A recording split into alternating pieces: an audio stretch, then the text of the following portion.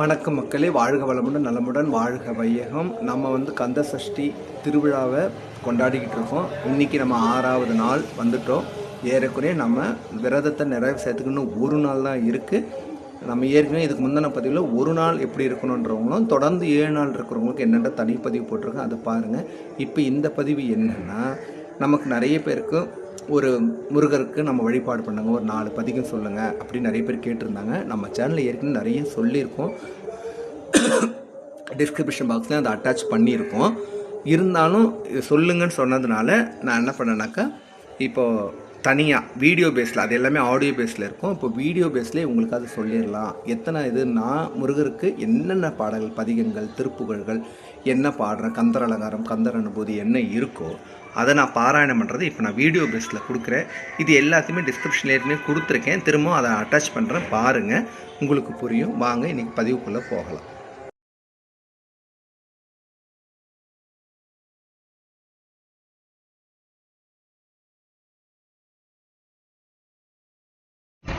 நம்ம ஆண்டவ முன்னத்தில் இன்றைக்கி 6வது நாள் வந்திருக்கோம் மக்களே. 6 நாளில் நம்ம ஏற்க சொன்ன மாதிரி இன்றைக்கி சர வன பால விளக்கேற்றணும். 6 விளக்கு காலை மாலை ஏற்றுங்க. இதில் பார்த்திங்கன்னா நம்ம திருச்செந்தூர் அடிப்படையாக வச்சு தான் நம்ம சூரசம்ஹாரத்தை முடிக்கிறோம். அதில் முக்கியமாக இன்றைக்கி நம்மளோட கந்த சஷ்டி விரதத்தில் 6வது நாள் தொடர்ந்து நம்ம அது பாராயணம் பண்ணிக்கிட்டு இருக்கோம். ஸோ இன்றைக்கி என்னென்ன பண்ணணும், அதாவது ஒரே ஒரு நாள் விரதம் இருக்கிறவங்க எப்படி ஃபாலோ பண்ணணும், தொடர்ந்து இருக்கிறவங்க எப்படி பார்க்கணும் அப்படின்றத நம்ம இன்றைக்கி பதிவில் பார்க்கலாம். வாங்க. நம்ம ஏற்கனவே சொன்ன மாதிரி இன்றைக்கி வாழை 6வது விளக்கு ஏற்றணும். இன்னிலேருந்து 2 நாளைக்கும் 6 விளக்கு ஏற்றணும். ஏன்னா இன்றைக்கி 6வது நாள் இல்லையா. ஸோ 6வது நாளில் இன்னிலேருந்து 6 நாள் விளக்கு ஏற்றணும்.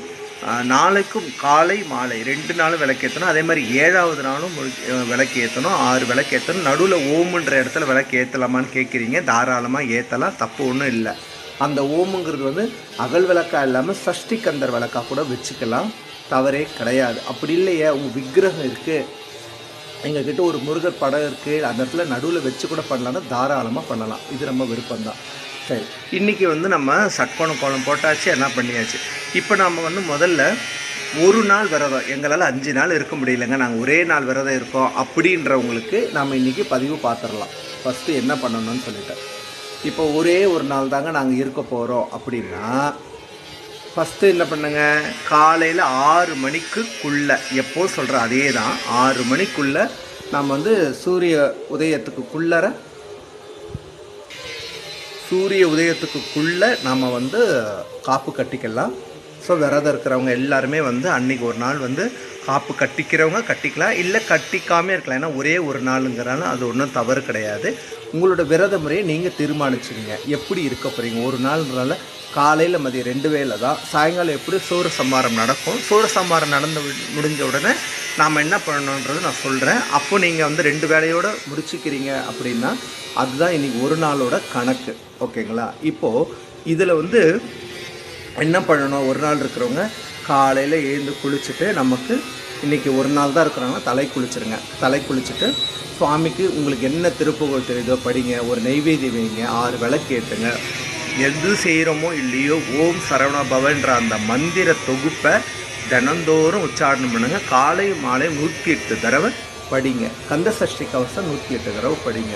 இது பாராயணம் பண்ணக்கூடிய. இது தவிர எங்களுக்கு முருகருக்கு வேல் மாலை தெரியுங்க, வேல் வகுப்பு தெரியும், கந்தர் அலங்காரம் தெரியும், கந்தர் அனுபூதி தெரியும், கந்தர் களிவன்பா தெரியும், கந்தகுரு கவசம் என்ன தெரியுதோ படிக்கலாம், தப்பே இல்லை. திருப்புகழ் ரொம்ப முக்கியம். ஏதாவது நம்ம பதிவில் தொடர்ந்து திருப்புகழ் நிறைய கொடுத்துருக்கோம். இதுக்கு முன்னாடியும் நிறைய நம்ம பதிவில் திருப்புகழ் கொடுத்துருக்கோம். அந்த 6வது நாள் 7வது நாள் இன்றைக்கி நான் அதை அட்டாச் பண்ணுறேன். அப்போ உங்களுக்கு தெரியும் என்னென்னலாம் திருப்புகழ் நம்ம பாராயணம் பண்ணியிருக்கோங்கிறது.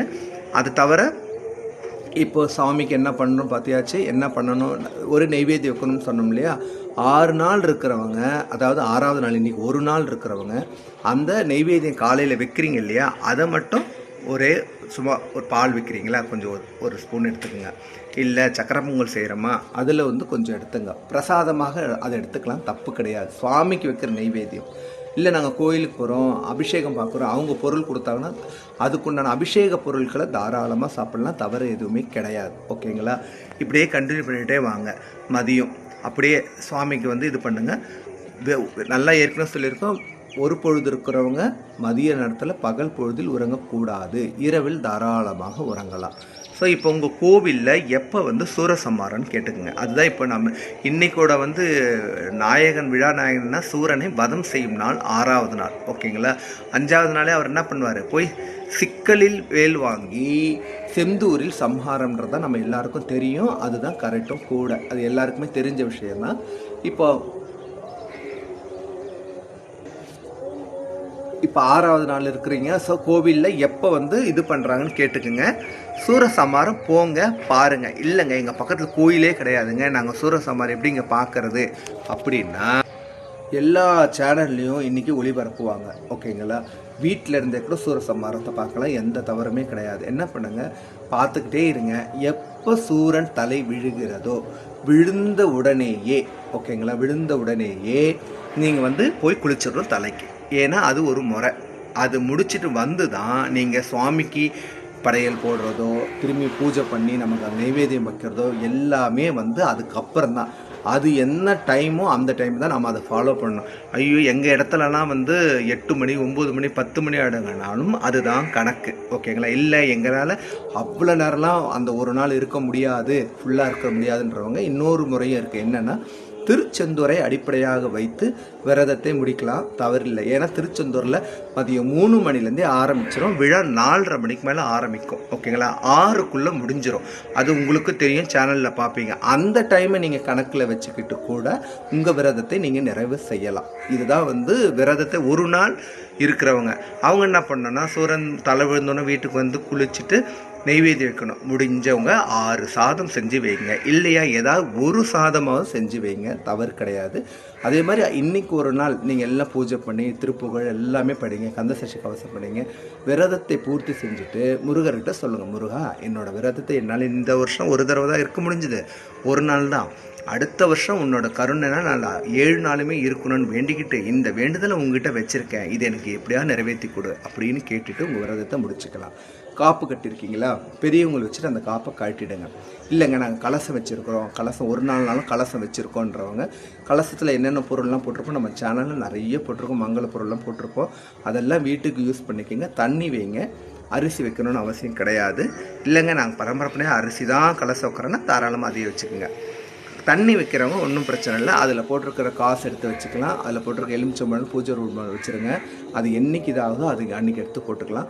மற்ற பொருள்லாம் எடுத்து கால்படாத இடத்துல உங்களுக்கு பக்கத்தில் ஆறு, தண்ணி, ஏதாவது குளம், நீர்நிலைகள் இருந்தால் சேர்த்துருங்க, இல்லையா செடியில் ஊற்றிடலாம், தப்பு கிடையாது. இது வந்து கலசம். ஸோ இப்போ 6வது நாள் முடிக்கிறவங்களுக்கு என்னன்றதை நான் சொல்லிட்டேன். இப்படி தான் விரதத்தை நிறைவு செய்யணும். கோயிலுக்கு போய் நான் பார்த்து பண்ணுறேங்க, அவங்க முடித்ததுக்கப்புறமே நாங்கள் பண்ணுறோன்றவங்க தாராளமாக கோயிலுக்கு போங்க, சூரசம்ஹாரத்தை நேரில் பாருங்கள். பார்த்து முடிச்சுட்டு அதுக்கப்புறம் உங்கள் வீட்டில் வந்து இதே மாதிரி தான் படையல் போட்டு என்ன பண்ணணுன்னாக்கா 6 சாதம் செஞ்சு இல்லை என்ன செய்கிறோமோ செஞ்சு படையல் முடிச்சு உங்கள் விரதத்தை முடிவு பண்ணிக்கலாம். ஒழும் தவறும் கிடையாது. இது வந்து 6 ஒரே ஒரு நாள் இருக்கிறவங்களுக்கு கணக்கு. இதே தான் 7 நாள் இருக்கிறவங்களுக்கும் என்னென்னா அவங்க அப்படியே தொடர்ந்துக்கிட்டு வருவாங்க. இப்போது 5 நாள் நம்ம ஒரு விரதத்தை முடிவு பண்ணியிருக்கோம் இல்லையா, ஒரு வேளை சாப்பிட்றோம், 2 வேளை சாப்பிட்றோம், இல்லை ஃபுல்லுமே இப்போ பழச்சாறுகள் எடுத்துக்கிறோம் இல்லை அப்படின்றவங்க கூட 6வது நாள் என்ன பண்ணுவாங்கன்னா ஃபுல்லுமே சாப்பிட மாட்டாங்க. காலை மதியம் நைட்டு வந்து திட உணவுகள் எதுவுமே எடுத்துக்க மாட்டாங்க. திரவ உணவுகள் ஏதாவது எடுத்துக்கலாம், தவறு இல்லை.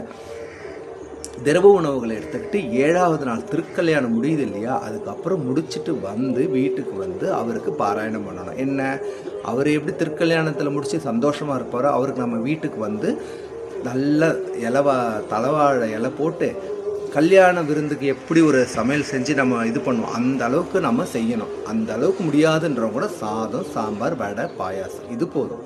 இதை செஞ்சு நம்ம முருகனை உள்ளன்போடு வேண்டிட்டு என்ன திருப்புகழ் அதே தான் எல்லாத்தையும் பாராயணம் பண்ணிவிட்டு காப்பு கட்டிருந்தீங்களா பெரியவங்களை வச்சு கழட்டிடுங்க. பெரியவங்க இல்லையா நீங்களே கூட கழட்டிக்கலாம், நேரம் பார்த்து எடுத்துங்க, ஒரு தவறும் கிடையாது. ஓகேங்களா? கலசம் வச்சுருக்கிறவங்க அன்றைக்கே நீங்கள் பிரிக்கலாம். ஆனால் இது செவ்வாய்க்கிழமை வருதுங்கிறதுனால செவ்வாய்க்கிழமை நிறைய பேர் கலசத்தை இது பண்ண மாட்டாங்க. கணக்குக்கு என்ன பண்ணுங்க, ஒரு சும்மா அசைச்சு அப்படியே வச்சுருங்க. அடுத்த நாள் அதை எடுத்து வீட்டில் எல்லாம் தண்ணிலாம் தெளிச்சுட்டு அது நீங்களும் கொஞ்சம் எடுத்துக்கலாம் பிரசாதமாக. வீடு ஃபுல்லாக தண்ணி தெளிச்சுட்டு பேலன்ஸ் என்ன இருக்கோ அதை மீதியை வந்து செடியில் கால்படாத இடத்துல ஊற்றிடுங்க. இதுதான் கலசத்தையும் இதுவும் இது பண்ணுற விதர்ச்சனம் செய்கிற முறைன்னு சொல்லிட்டு இருக்குது. ஓகேங்களா? இப்போது உங்களுக்கு எல்லாமே உங்களுக்கு புரிஞ்சுக்கும். ஒரு நாள் எப்படி இருக்கணும், திருச்செந்தூரை அடிப்படையாக வச்சு செய்யறதுல எந்த தவறுமே கிடையாது. ஏன்னா எங்கள் ஊரெல்லாம் கோயில்னா இது முடிக்கிறதுக்கே 8 ஆகிடும், சூரசம்ஹாரம் முடிக்கவே.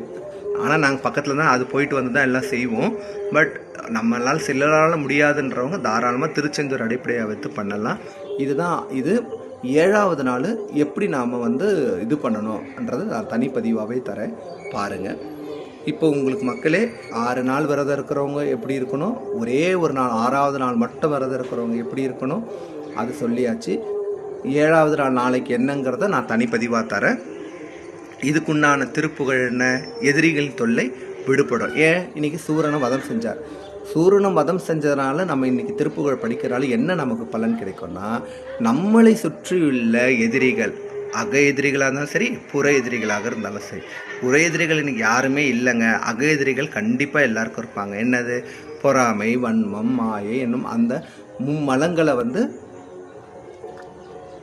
இது பண்ணுறது தான் உள்ளே இருக்கிற நம்மளோட எதிரிகள். ஸோ அது எல்லாம் போக்கணும், என் மனசை சுத்தப்படுத்துன்னு நல்லா வேண்டிக்கிட்டு நம்ம இந்த விரதத்தை நிறைவு செய்யலாம். 6 நாள் இருக்கிறவங்க எதிரிகள் தொல்லை விடுபட இதுவும் இருக்குது. கந்தர் அலங்காரத்துலேயும் பாட்டு கொடுத்துருக்கோம், இதுலேயும் பாட்டு கொடுத்துருக்கோம், திருப்புகழ்லையும். அதை பாராயணம் பண்ணுங்க.